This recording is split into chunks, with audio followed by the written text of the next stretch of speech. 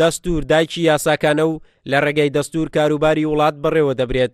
یەکێتی نیشتیمانی کوردستان ڕای وایە دەبێت پەلە بکرێت لە نووسینەوە هەمواری دەستور، چونکە لە ڕێگەی ئەم دەستورەوە هەنگاوەکانی سربەخۆی و دامەزراوەکانی حکوومەت زیاتر بە یاسایی دەکرێن و خزمەت بە هاوڵاتیان دەکەن. بەداخەوە ناکۆچە سیاسیەکان ڕێگای نەدا ئەو پرۆژەی دەستورە ڕفراندۆمی لەسەر بکرێتن و ببێتە ئەساسێک بۆ ئەمڕۆ کە زۆر پێویستمان پێێتی. بە تاکید ئێمە یاسای زۆرمان هەیە کە لە دەستوریشدا ئەوان دەبنە بنەمایەکی ئەساسی لە ناو دەستور.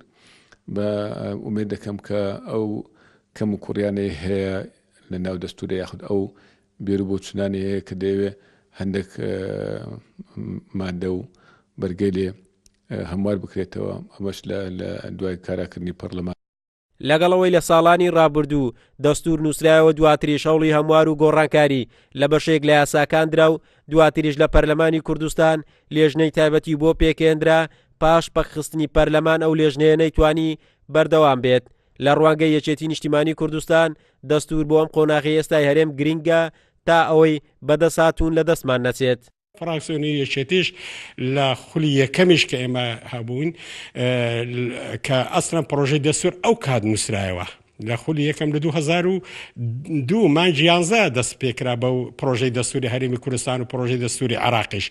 ئەو کات کە پەرلەمانێکی گرتەوە و فراکسیۆنی یەکێتی زۆر بە گەرمیەوە لەگەڵ فراکسیۆنی پارتی و فراکسیۆنەکانی کەش هەموو کارمان لەسەر ئەو بابەتە کردەوە. دوایش لە خولەکانی 2-3 هەمیشە فراکسیۆنی یەکێتی زۆر ینی هەوڵی داوە کە ئەم سەرکەوێیە.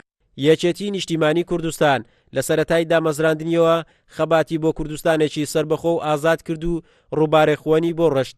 لە نووسینەوەی دەستوریش یەکێتی نیشتیمانی کوردستان جەخت دەکاتەوە لەوەی ناکرێت هەرێمی کوردستان لە بۆشایی یاسایی دابێتن و کارەکانی نووسینەوەی دەستوریش هەردووا بکەوێت.